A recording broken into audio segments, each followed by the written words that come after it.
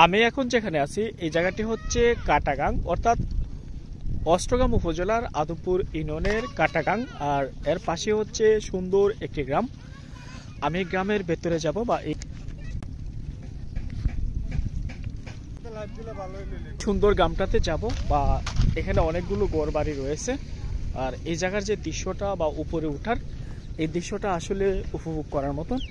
বর্ষা মৌসুমে এই জায়গাটা আরো সুন্দর দেখায়।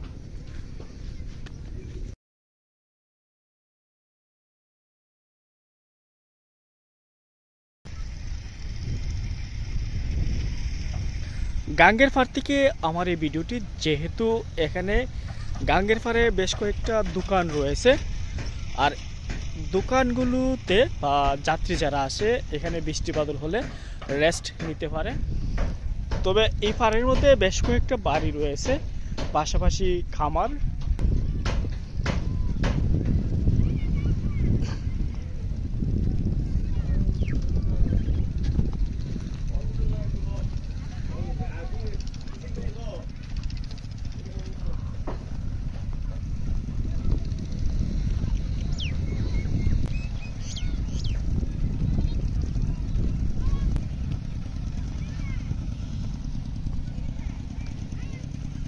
গাঙ্গের পাড়ে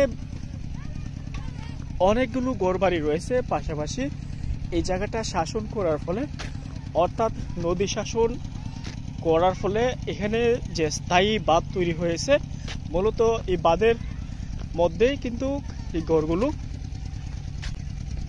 আর এই নদীটা হচ্ছে কাটাগাং, একটা নতুন কেটে সরাসরি মেঘনা নদীর সাথে সংযোগ করার ফলে সরাসরি আজমিরগঞ্জ হয়ে জাহাজ লঞ্চগুলো এদিকে যাতায়াত করে। আমি যেখানে আছি এই জায়গাটি হচ্ছে আদমপুর ইউনিয়নের কাটাগাং। আর এই গাংটা কিন্তু সরাসরি ছাতলপাড় গিয়ে লেগেছে। আর এখানে যে দৃশ্যটা বা পাড়ের মধ্যে অনেকগুলো ঘরবাড়ি, আর এখানে দৃশ্যটা আসলে উপভোগ করার মতন।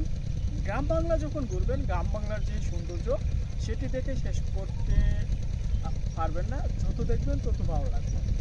যেহেতু আমি প্রকৃতির অপরূপ সৌন্দর্য উপভোগ করতে এদিকে আসছি, আমার সাথে থাকবেন। আর এমন সুন্দর সুন্দর ভিডিও পেতে আমার ফেসবুক পেজ। যাই হোক, আমি এদিকে যাই। আর পাড়ের যে সৌন্দর্য সেটি আসলে অনেকটাই সুন্দর।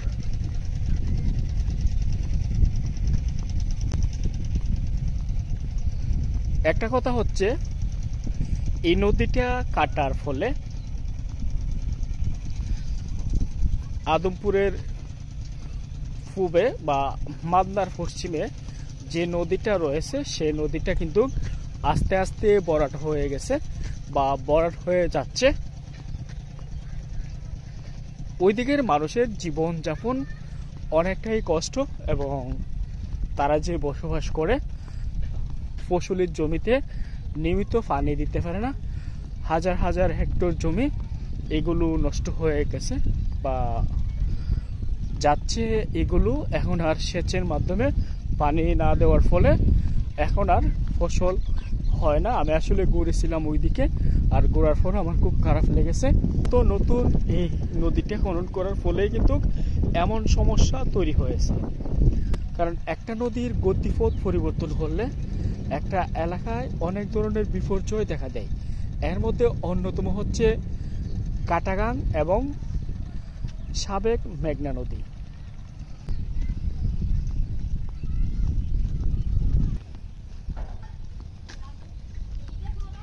ভালো থাকবেন, সুস্থ থাকবেন, বেশি বেশি ঘুরবেন, দেশের সৌন্দর্য উপভোগ করবেন।